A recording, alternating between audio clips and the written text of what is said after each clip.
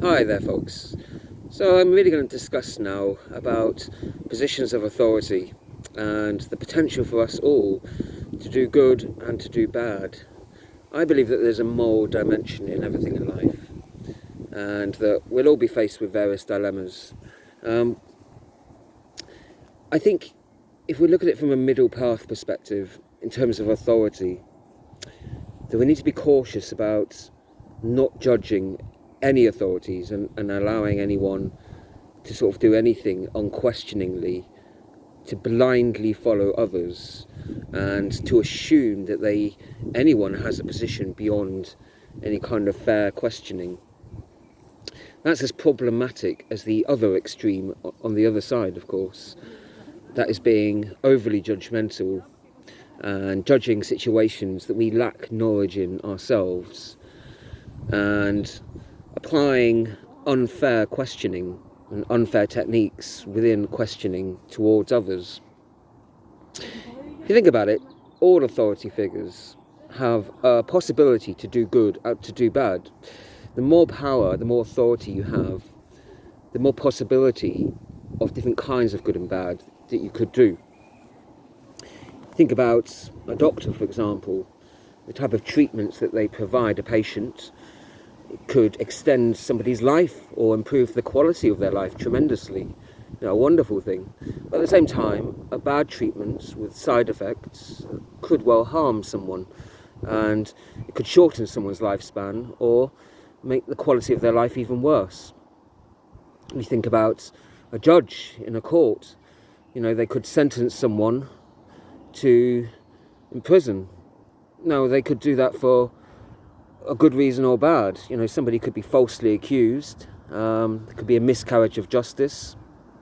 Or it could be that somebody is prevented from harming members of the public, and the public are protected from a potentially serial offender.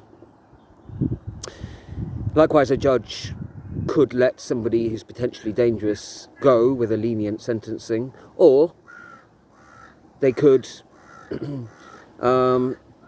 prosecute an innocent person. So, you look at a judge's position or a magistrate, there's the great potential to really help society and the welfare of society, but there's also the possibility of harming individuals who make up society, of course. But this good and bad dimension is true of many other fields, of course, as well. Think about a teacher. Somebody could spend years teaching a certain subject.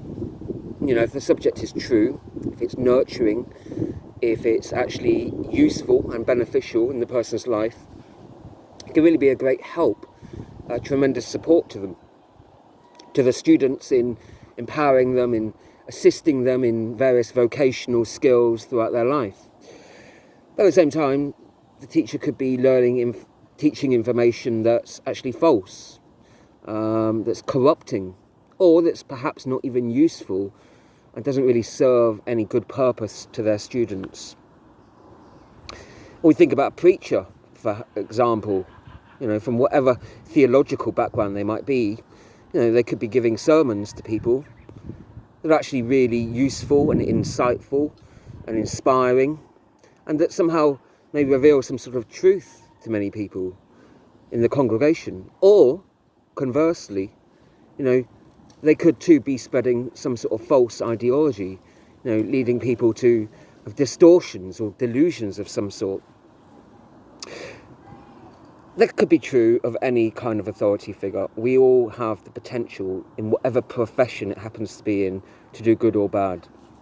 Now, if somebody's doing harm to others, that may not necessarily mean they're doing it intentionally, however. Somebody could well believe that a certain treatment is really helpful to their patients. It could be that treatment is actually disputed. The validity of it's disputed, at least. It's quite rare to think that there will be a doctor who's knowingly harming patients. It could well be that they believe that treatment is helpful overall, and that the benefits outweigh the risks of side effects or the potential harm. And it could well be also for others as well. Perhaps a teacher, to give that example, they could well believe genuinely in what they're teaching and the merit of it. That could well be what they were taught themselves. Their research could well have shown them that it seemed to be true, at least. They may well have invested many years research and study into something, only perhaps later to find out that it wasn't, or perhaps never to find out. The point is that we can all make genuine mistakes. Research can sometimes be wrong. Life is complex. Sometimes we can be quite genuine in our mistakes. And so we need to be cautious, therefore, in how we judge other people. Because if we are over-judging other people and harsh in our judgments and condemning, then actually we create a situation whereby people are much more frightened to speak up and be honest about where there are wrongs that they've participated in. I'm less likely to be honest about, I've made mistakes, I gave a wrong lesson one day, I said some wrong information to a student. If I thought there would be really harsh discipline as a result of that, I'm much more likely in that situation to cover it up or to pretend perhaps it didn't happen or I didn't say it or to even take a position where I'm defending those things perhaps that I know are wrong even. So we need to be understanding that people do make mistakes, that life is complicated. Sometimes it's hard to know what is the truth of something. And even when someone does make sufficient effort and they've invested a lot of time and energy into studying something, even then it's still possible that a professional can still make a mistake. It happens. And so we need to respect people where they do say, there were some mistakes in this. In actual fact, respecting that honesty and that transparency of people taking ownership and willing to therefore try and correct past mistakes and to reform whatever those techniques and practices were to improve things. Because that's the only way that things really improve in life.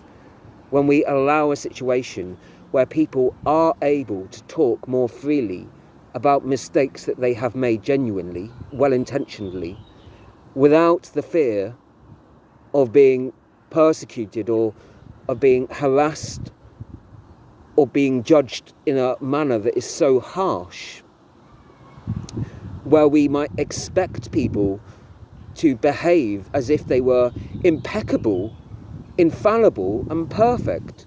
Those unrealistic expectations that we put upon other people and professionals especially, they really can be quite harming if you consider it from that perspective.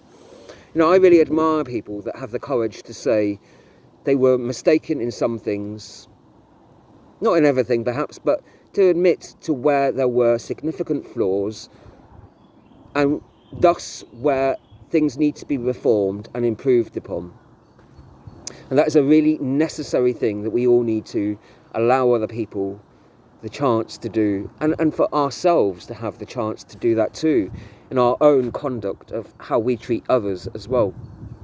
Because we all have the potential to mislead others unwittingly, even when we make every effort not to.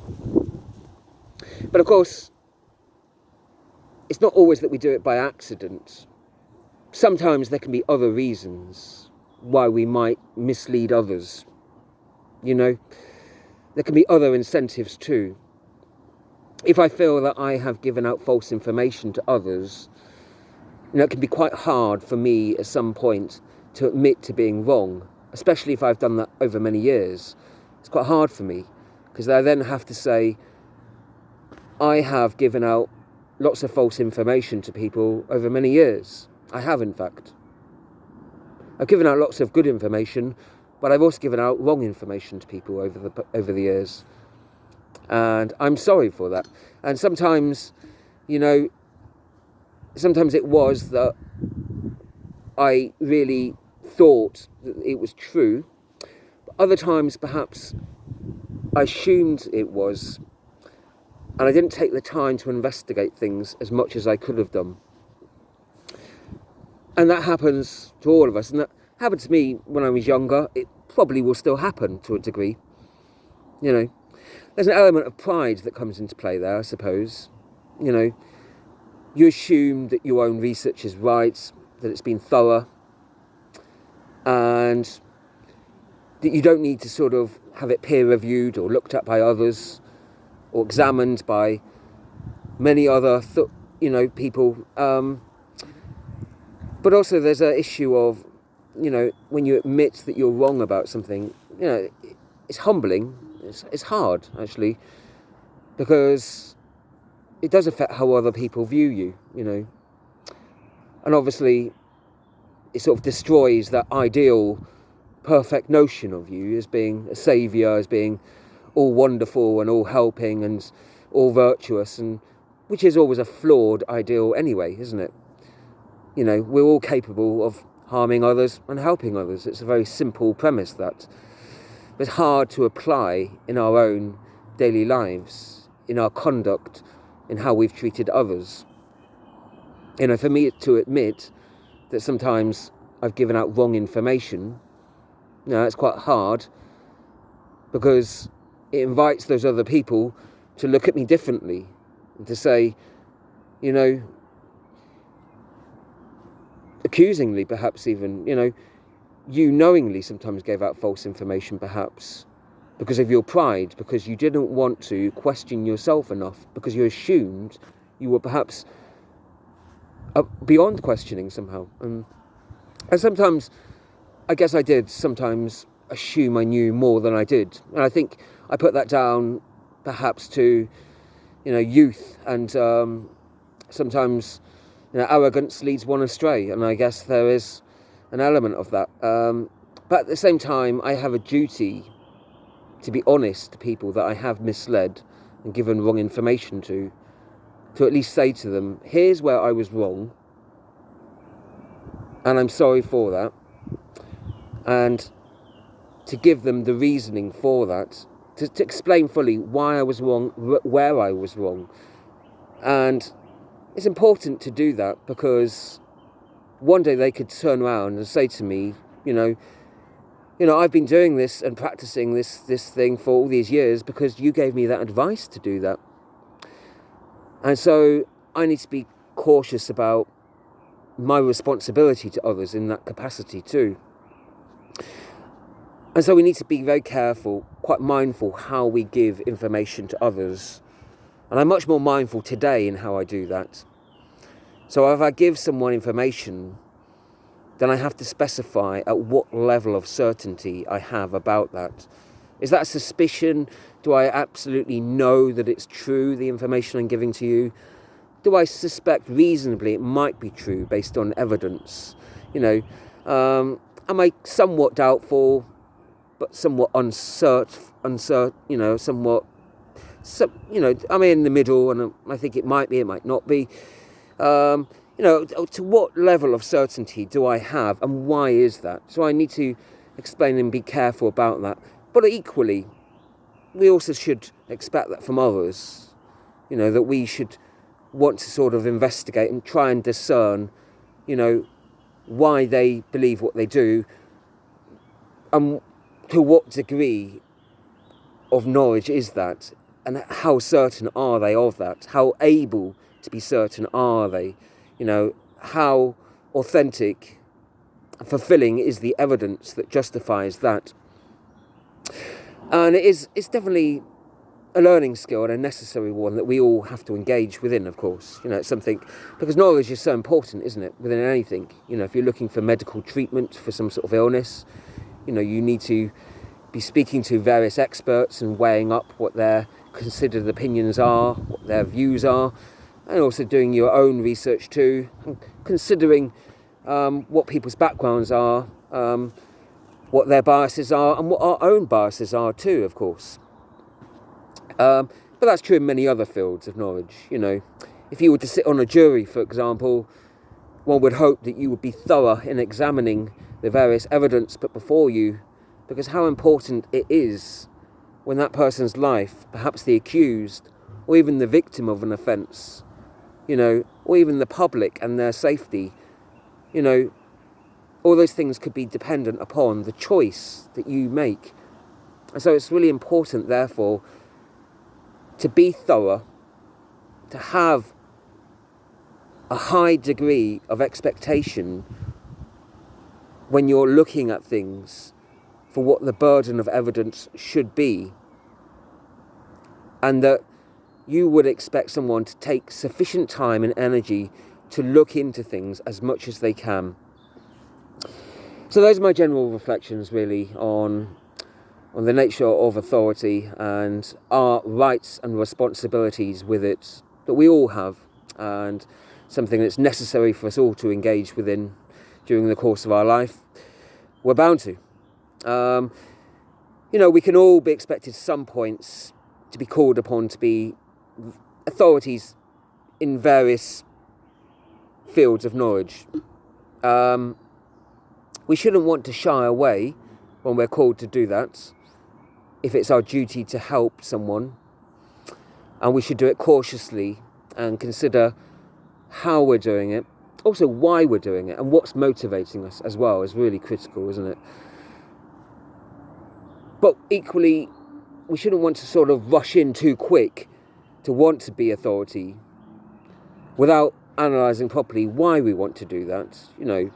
Is it motivated by our desire to help others, or our desire to help ourselves, perhaps? Or it could be both even. A lot to think about. There's a lot for me to think about too in it. What is an authority figure? What are reasonable and acceptable standards? What are our duties of responsibilities to each other in how we hold ourselves, but others also accountable? Really interesting, provoking questions that I really feel are necessary for all of us to question. I'm not here to sort of give all the answers on it, far from it. I'd rather provoke other people to sort of looking into questioning things and looking for the answers themselves, as we all should. And I wish you all well in your investigations too.